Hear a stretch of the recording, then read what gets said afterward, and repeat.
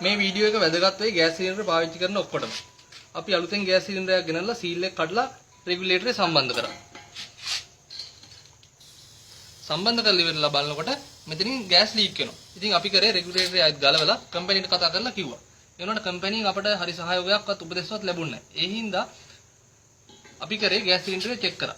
ඉස්සලා සිලින්ඩරේ මේ රෙගියුලේටරේ තියෙද්දි ලීක් වුනේ නැති හින්දා අපිට හිතුණා ෂුවර් එකටම සිලින්ඩරේ මේ උඩ තමයි අවුල තියෙන්නේ කියලා. අපි පොඩ්ඩක් චෙක් කරලා බලනකොට ඇතුලේ තියෙන ඕරින් එක. අපි ඕරින් එක ගලෙවුවා. මේව කට්ටක් ආධාරයෙන් ඕරින් එක ගලව ගන්න පුළුවන්.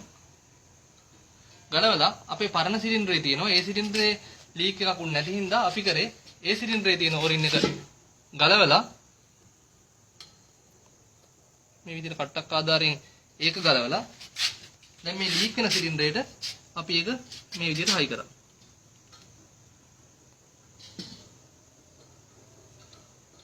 හයි කරලා ඉවරලා අපි ආයෙත් රෙගියුලේටර් සම්බන්ධ කරා.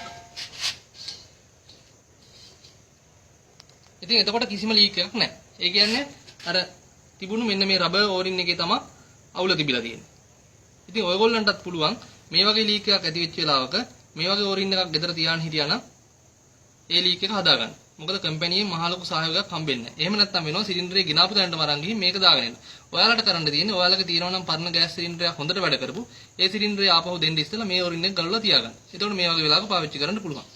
හදිස්සිය හරි සිලින්ඩරේ තියෙන රෙගියුලේටරේ ගැලවුවට පස්සේ තවත් ලීක් වෙනවා නම් මෙතන යට තියෙනවා නොබ් එකක්. මෙන්න මේ අතර තියෙන නොබ් එකක්. ඒ නොබ් එකේ අවුලක් වෙන්න පුළුවන්. ඒ නොබ් එක පොඩ්ඩක් මොකක් හරි එකක් ආධාරයෙන් හෙල්ලුවොත් එහෙම සමහරවිට හරියන්න පුළුවන්. එහෙම නැත්නම් කරන්න තියෙන්නේ රෙගියුලේටරේ ගහලම තියෙන්නේ.